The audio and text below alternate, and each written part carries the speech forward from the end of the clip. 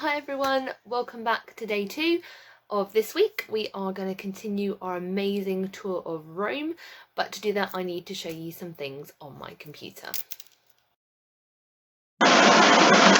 So let's start our tour of ancient Rome. We are going to have a look today at some Roman baths and the Colosseum, and then tomorrow we'll have a look at the Pantheon and a Roman villa where some of the richer Roman folk would have lived. Let's begin with the Colosseum. What I'd like you to do, we're going to practice doing this with every monument that we have a look at. We're going to pretend that we are historians and we're going to work out what this building would have been used for just by looking for clues on the building itself. So in a moment, I'd like you to pause the video. I'd like you to talk to a grown-up or just have a think to yourself about some of the details you notice about the building and what you think they might have been used for. So do that now, pause the video and then come back.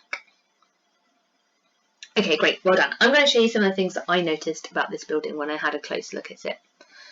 I noticed these archways. Archways were really important in ancient Rome because it let them build massive structures that could deal with all the heavy weight of the stones. So in lots of Roman buildings, you'll see these beautiful archways.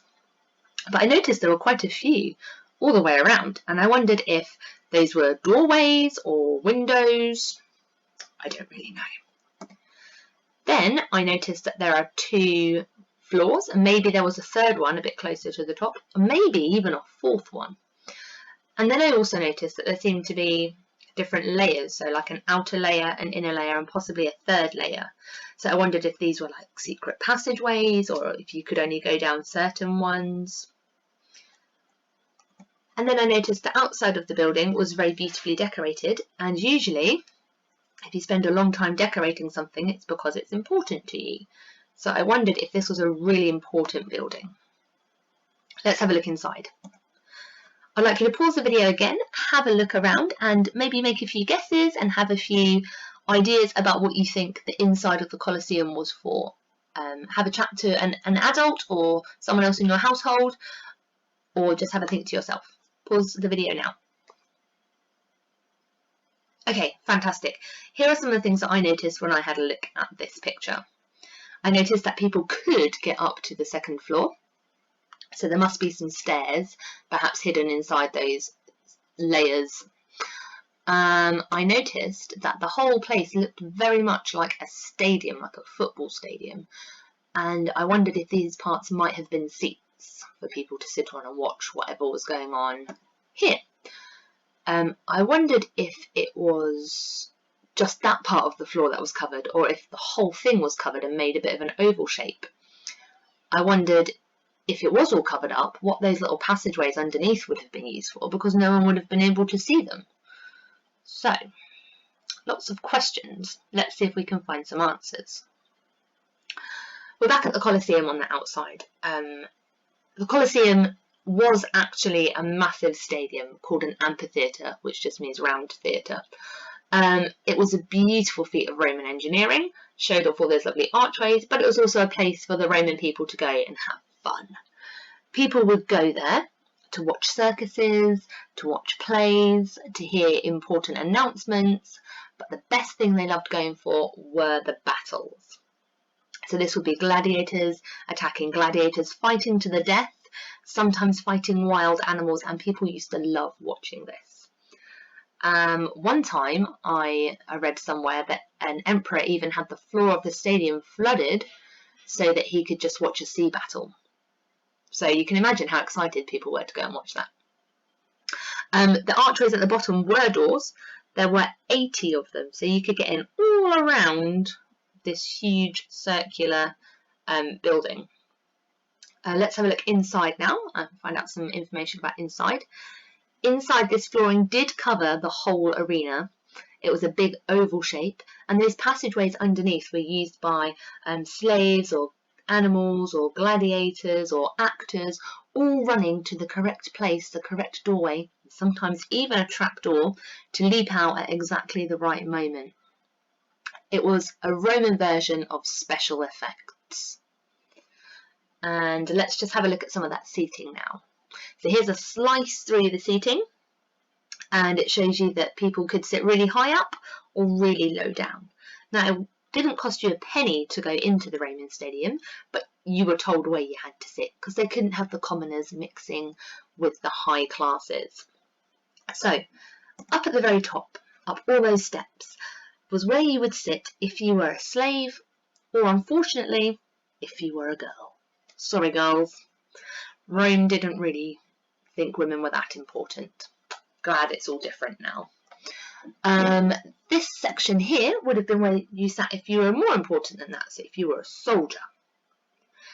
And then, so the rule was basically the closer you are to the arena at the bottom there, the more important you are. So in front of the soldiers would have been the Roman senators. These were like the governors and people who were really important.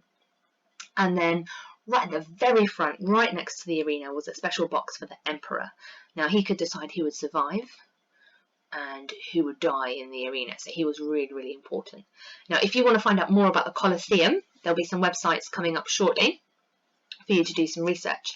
But for now, we're going to quickly have a look at some Roman baths because these sound really cool too. So we're going to have a look at the baths of Caracalla. These are quite near the Colosseum in Rome. And I want you again just to pause the video and pretend you are historians, have a look at both photos, find some things that you notice, and we'll see if we can find some answers in a little while. So press pause.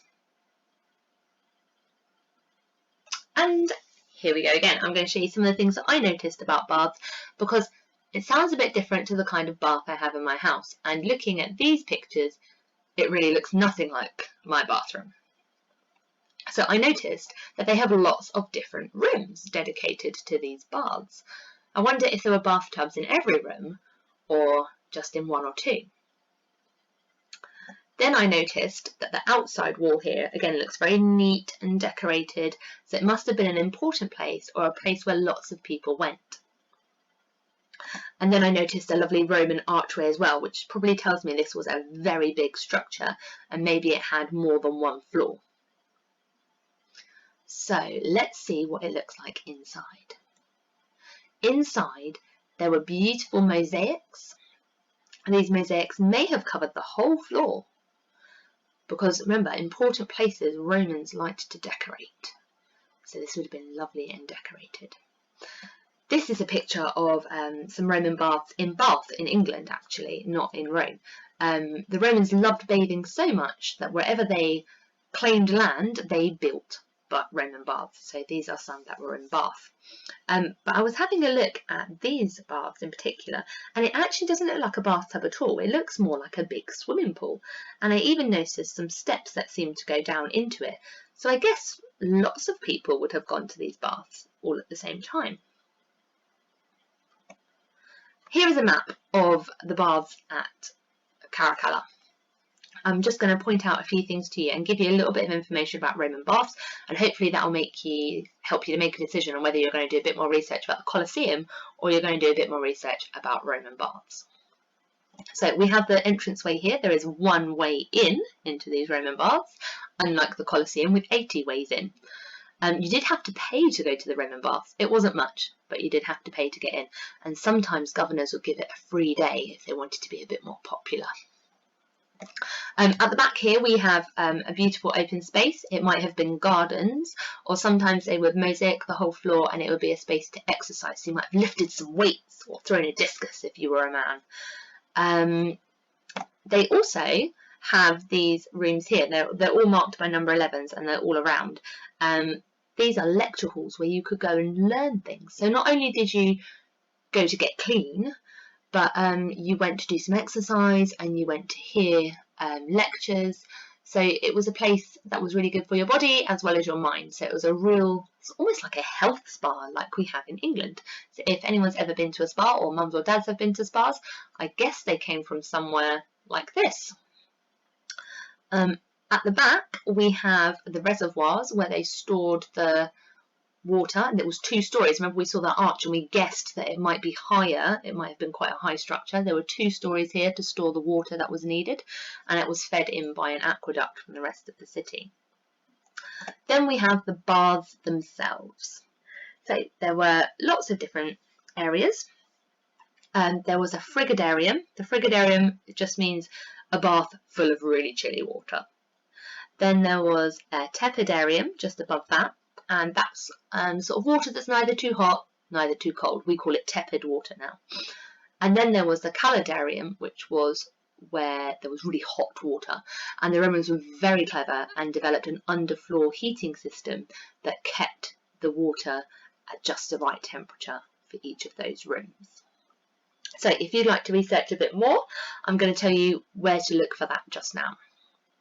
So first thing you need to do, your challenge for today, is to choose which wonder you would like to find a bit more out about. The websites that I've had a look at are just here, so if you pause the video you should be able to write them down or type them into a device and look for them. When you've had a look at the websites and found out some really cool and interesting facts, I would like you to create your own diagram of what the Colosseum or the Baths of Caracalla had actually looked like. Label them with your interesting facts, label them with the different parts. Now we know what some of the parts do and what some of the parts were used for. And I've got an example that I made to show you, and you can choose how you set your own one out, but I'm going to show you something that I've done. So let's have a look at that. Cool. Okay guys, so here is my example of the Colosseum. Here I found out how to write Colosseum in Latin, which is what the Romans spoke, and I got very excited about it. I've written what it is and some of the things that people did there. I've drawn some arrows very neatly using a ruler to some of the seats inside to say how many people could sit there, and that different number of entranceways. And I've tried my best to draw what it looked like originally. And then, because I was very, very interested, I decided to draw that little cross section that we saw going into the seats and looking at the arena as well. And then I decided to write the names of the different areas you could sit and about the tickets being free. I've then written a little bit about the roof, because the roof is very interesting, and about the different corridors. And then I wrote a bit about the underneath, that secret below ground area where people could, where all the actors would run around and find the right place to be at the right time. So guys, have a go. Can't wait to see your pictures. You could choose to do 2 like this, or you might choose just to do a picture of 1. It's up to you, but we'd love to see your pictures that you make, your diagrams, beautifully labelled with some facts and information.